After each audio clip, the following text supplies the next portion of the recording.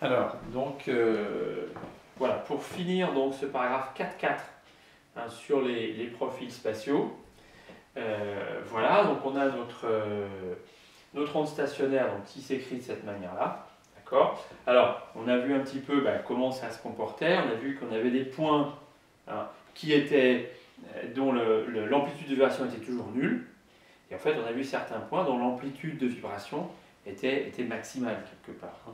Alors en fait on va un petit peu formaliser ça. Hein. Alors, ce qu'on va appeler donc les nœuds de vibration, hein, voilà, les nœuds de vibration. Alors, on a une définition. Nœuds de vibration sont les points hein, dont l'amplitude de vibration est nulle. Donc on va noter ça, hein, les nœuds de vibration sont les points dont l'amplitude de vibration est nulle, c'est-à-dire qu'on a yxt pour ces points-là, hein, qui est égal à 0, voilà, quel que soit t. D'accord. À ce moment-là, ça veut dire que x, c'est l'abscisse d'un nœud de vibration.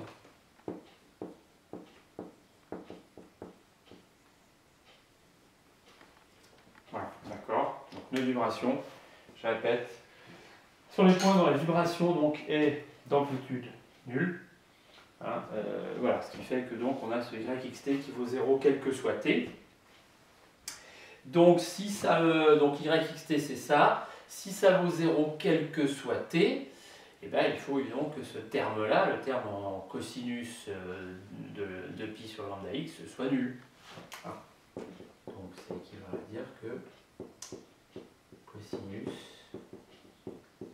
de pi sur lambda x pour c égale 0, hein, ce qui signifie que donc x, dans ce cas-là, c'est l'abscisse d'un nœud de vibration. Donc si le cosinus est nul, ça veut dire que 2pi sur lambda x, pardon. Alors, les cosinus qui sont nuls, c'est pi sur 2, d'accord. Et tous les autres se déduisent par, on ajoute pi, 2pi, 3pi ou moins pi. Hein. Donc plus, alors je vais l'écrire avec n, plus npi avec n appartenant à z. Voilà, j'ai pris cette notation, ça marche. Voilà, donc je vais remultiplier tout par lambda sur 2pi. Ça me fait x, donc lambda sur 2pi, alors lambda sur 2pi, facteur donc 2pi sur 2 plus npi, ça fait donc lambda sur 4 plus n lambda sur 2. C'est bien ça, donc ici c'est 1, et là donc voilà, plus n lambda sur 2. Voilà, ce qui fait que, ce qu'on va retenir, ce qui s'avère en fait dans tous les cas, même si on n'a pas les hypothèses simplificatrices que j'ai pris au début sur les phases, fait que les nœuds de vibration sont séparés en fait de lambda sur 2. Vous voyez que si n vaut, je sais pas, 0, x vaut lambda sur 4, et si n vaut 1, x vaut lambda sur 4 plus lambda sur 2, donc lambda sur 4 plus lambda sur 2 moins lambda sur 4, c'est lambda sur 2, et etc. Donc de proche en proche, hein, ils sont distants, les proches voisins, deux nœuds qui sont plus proches voisins sont distants de lambda sur 2. Donc c'est ce qu'on va écrire en conclusion. Hein. Voilà. Donc les nœuds hein, sont distants de lambda sur 2, hein, de demi-longueur. Voilà. Les nœuds sont distants de lambda sur 2. Les nœuds consécutifs. Hein. Voilà. Les nœuds consécutifs sont distants de lambda sur 2. Voilà. Alors ensuite, on va définir les ventres. Alors ensuite, on définit donc, comme on avait défini les nœuds de vibration, on va définir les ventres de vibration. Alors je vais quand même tout effacer, parce que sinon, ça va faire bizarre.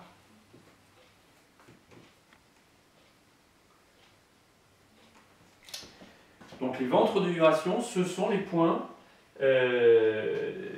dont la vibration est d'amplitude maximale. Alors on va remonter ça, hein. Voilà, d'accord. Donc les ventres de vibration hein, sont les points dont la vibration est d'amplitude maximale.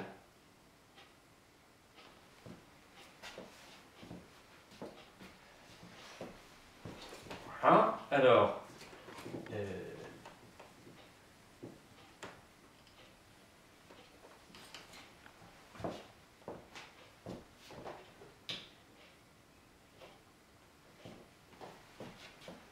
donc amplitude maximale de vibration, donc si X c'est un nœud de vibration, et là je vais regarder son profil temporel, enfin je vais regarder le profil temporel d'un point X, d'accord? Donc la fonction qui a t à ceci yxt, bon, je vais la recopier, c'est 2a, alors je vais regarder son profil temporel. Donc je vais faire passer oméga sur cx cos oméga t. Voilà. Et je vais chercher donc les x pour que l'amplitude ici soit maximale. Alors l'amplitude, qu'est-ce que ça veut dire? L'amplitude soit maximale, mais en fait, j'ai une fonction sinusoïdale du temps, d'accord? Cos oméga t fois un facteur ici, d'accord? Donc on a une fonction sinusoïdale du temps, et je vais chercher, pour quel point l'amplitude de cette fonction sinusoïdale est maximale en fait. C'est-à-dire qu'en chaque point, cette fonction sinusoïdale du temps admet une amplitude, et je vais chercher pour quel point cette amplitude est maximale. Alors, quelle est l'amplitude de cette fonction sinusoïdale du temps? Alors ça, c'est le préfacteur du cosinus, c'est l'amplitude, je dirais oui et non. Si c'est positif, c'est l'amplitude, mais si c'est négatif, c'est pas l'amplitude. On avait vu ça quand on avait fait les fonctions sinusoïdales. Hein. Quand le préfacteur est négatif, il faut rentrer le signe moins dans le cosinus, et ensuite on fait apparaître quelque chose de positif. D'accord? Donc l'amplitude en fait hein, de cette fonction sinusoïdale, hein, voilà, donc cette fonction sinusoïdale, elle est d'amplitude. Hein, et ben c'est valeur absolue en fait du préfacteur et non pas le préfacteur lui-même. Hein, voilà, parce que dans tous les cas, si elle est négative, il faut faire rentrer signe moins dans le cosinus, on se retrouve avec quelque chose de positif, donc on se retrouve avec la valeur absolue de ça. Voilà, donc ça c'est l'amplitude de la fonction du temps qui est là-bas. Et je veux savoir pour quel x elle est maximale. L'amplitude est maximale si ça vaut 1. D'accord? Donc, ça nous fait la chose suivante, c'est que le cosinus, donc si oméga sur c est un ventre, c'est l'abscisse d'un ventre, cosinus oméga sur cx égale donc plus ou moins 1. Attention, et non pas plus 1 comme on aurait. Voilà, d'accord? Voilà, j'ai enlevé le 2a là, qui ne sert plus à rien. Cosinus, donc oméga sur cx égale plus ou moins 1. Voilà, donc, alors qu'est-ce que ça nous fait ça? Plus ou moins 1, on regarde sur le cercle Trigo, c'est les 0 pi. Hein. Voilà, donc ça nous fait oméga sur cx égale npi. Hein, avec n appartenant à z. Voilà, donc ça me fait 2pi sur lambda. Hein. 2pi sur lambda, voilà, ce stylo c'est plus possible, enfin ça va, on arrive à la fin. 2pi sur lambda x égale npi. Donc ça me fait x égale n fois lambda sur 2. Voilà, ça c'est la position donc des ventres de vibration. Alors on peut vérifier que les résultats, j'ai oublié de le dire pour les nœuds de vibration, hein, on vérifie évidemment que les graphes qu'on vient de faire, c'est compatible avec nos résultats. Hein. Voilà, donc ici si n vaut 0, donc x égale 0, c'est un ventre. D'accord. Ensuite, pour le nœud, c'était lambda sur 4. Donc on voit bien sur le graphe qu'on est bien un nœud en lambda sur 4. Et ici, donc en lambda sur 2, on voit qu'on a également un ventre de vibration. Et puis, si n vaut 2, pour x égale lambda, c'est également un ventre de vibration. Donc l'amplitude est maximale et elle vaut, le maximum de ces amplitudes, c'est 2a. Ça paraît assez logique. D'accord. Voilà. Donc là aussi, hein, on retiendra en conclusion que les ventres de vibration consécutifs hein, sont séparés de lambda sur 2. Les ventres donc, de vibration consécutifs sont séparés de lambda sur 2. Voilà, alors en conclusion de la conclusion, hein, ouais, j'avais mis un paragraphe sur le cas général. Bon, alors,